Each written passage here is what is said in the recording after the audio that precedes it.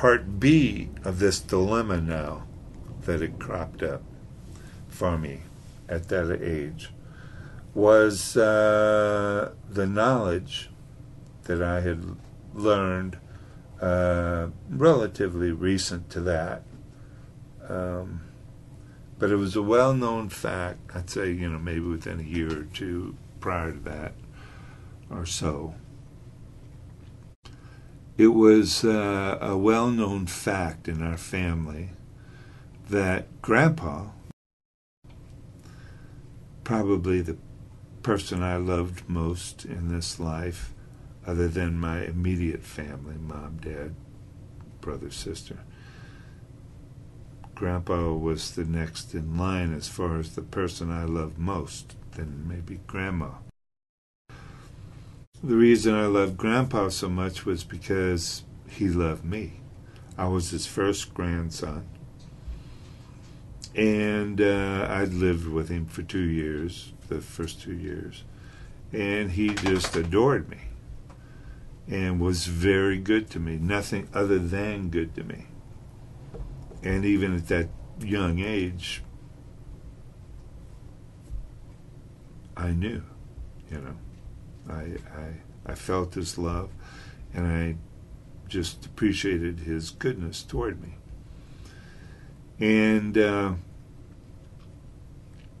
so at about this time at age 11, the interesting thing was that everybody in the family came to know that Grandpa did not believe in God. He believed there was no God. And I asked him when I was older, had to be over age 16 because I probably drove over there to visit him one day. So I would say late teens, maybe. He and I were sitting out on the back porch of his place, and he was a big one for sitting in the backyard when he and Grandma lived on Security Court in Afton, Missouri. Often they would, after Grandpa's work, they'd go out and sit together in the backyard and just be outdoors. Well, in this case, he was living near Butler Hill, south on 55 out of St. Louis, not very far out south. Anyway, he was sitting in the backyard, and I was sitting with him. We were on the porch, which had an overhang, and then we were looking out into the backyard, which wasn't a very big yard compared to what he had on Security Court, and there was a fence, chain link fence there. And finally I turned to him and I said, Grandpa, why don't you believe in God? And I suppose I asked that because I was concerned that he didn't believe in God, because I had always been taught, and Christian doctrine states it, that a person who doesn't believe in God is destined for hell for an eternity. And I was concerned about my grandpa. Anyway, I asked him that question. I turned to him and I asked, Grandpa, why don't you believe in God? And he turned to me and looked me dead in the eye, and he said, there is no God. And he said it forcefully, and there was no doubt in his mind, I don't suppose. And, well, it didn't come across as anything other than a definite statement with no doubt. And he caught me off guard because he did say it forcefully. Probably the most forceful thing he ever said to me. And so I didn't pursue it. It's like, we're going to stop this conversation right now, in his tone. And this is the statement, and we're not going to talk about it anymore. That's the end of it. I've often wondered why Grandpa didn't believe in God or believe that there was no God. And I only can speculate. I have no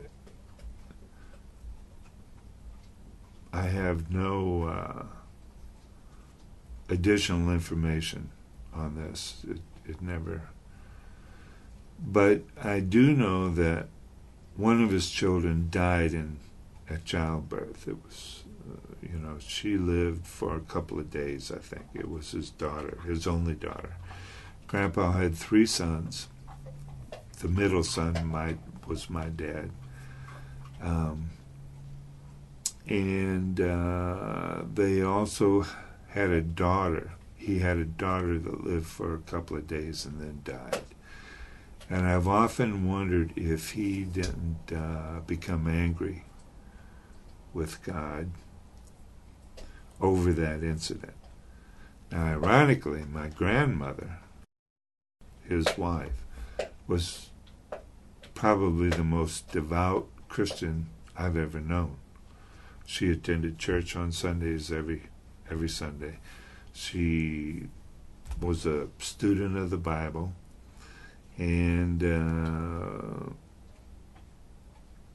she was just a devout Christian.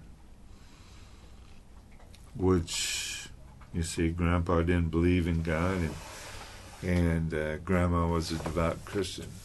Figure that out. And I don't know his history prior to the loss of his daughter. Could be he never did believe in God. Could be he didn't know, but believed that, if there is a God, he couldn't have let my daughter die. Or because he let my daughter die, I'm angry with him and I'll deny him to the day I die. But that's speculation on my part. I don't know why he did not believe in God. But I do know that how that affected me. Like I say, that I asked him that later. That incident occurred later. Now we're back to when I was age 11. And the pastor had asked this pointed question to the class, and I didn't raise my hand. Well, I struggled now with this because the pastor said, well, everybody should have raised their hand. And that caught me. That stopped me in my tracks, and I had to reconcile that one way or the other. And it began to trouble me. I'm going to say for a week, and then 2 weeks, and then 3 weeks. I'm going to say about 3 weeks. To the point to where it became so troubling to me that I finally knew that I had to decide one way or another if I believed in God or not.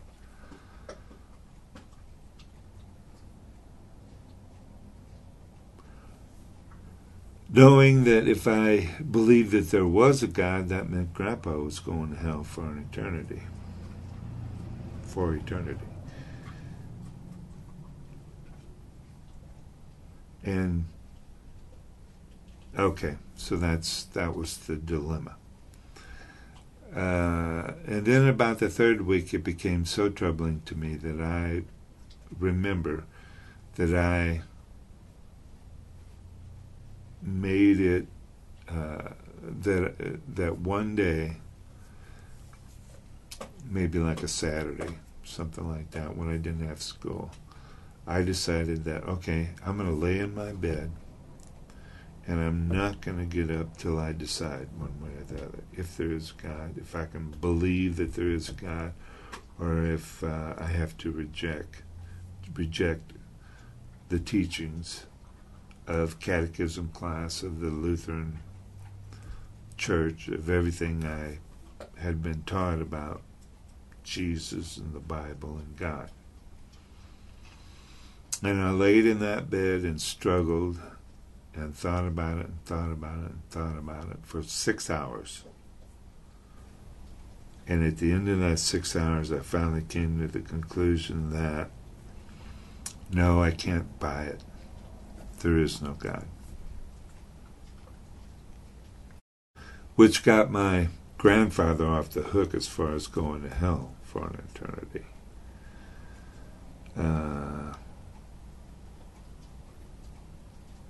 But what it did to me immediately, almost because after 6 hours I came to the conclusion, then I got up and I started walking into, through the hallway into the living room where the rest of the family was watching TV or whatever they were doing. And I remember distinctly that as I was walking down that hall toward the living room where the family was, I felt extremely different, knowing what I knew now, that I didn't believe in God. And I've thought about that again as I've prepared a little bit in my thoughts to do this testimonial. And if I had to describe the feeling that I had walking down that hall, I would say that a good description of it was that I felt naked. Just like Adam and Eve felt in the Garden of Eden when they heard the voice of the Lord walking in the garden after they had sinned.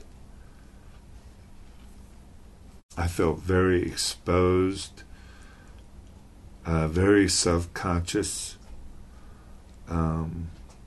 like everyone could see exactly what I had done, basically rejected God.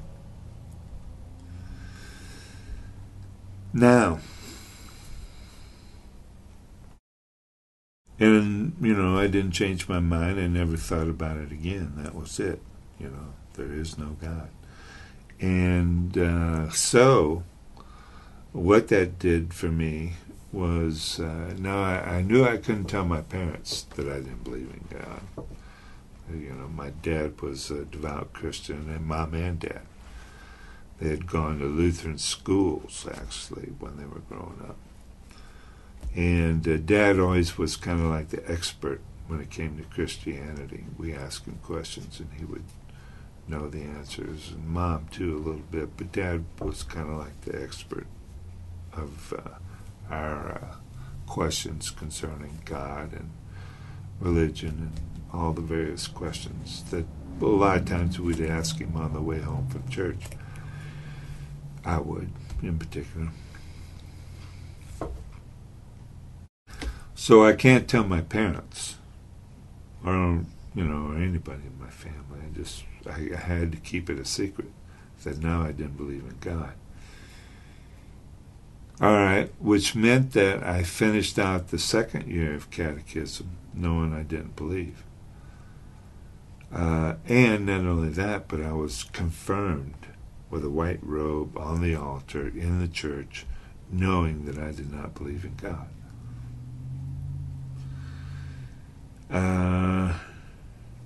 But I kept the secret, and nobody caught on. All right, so then my life went on, except looking back on it. Now, I didn't realize any of this at the time, but looking back on it, my life changed significantly. My life changed for the worse when I walked down that hall, knowing I felt naked, knowing I had rejected God. My life changed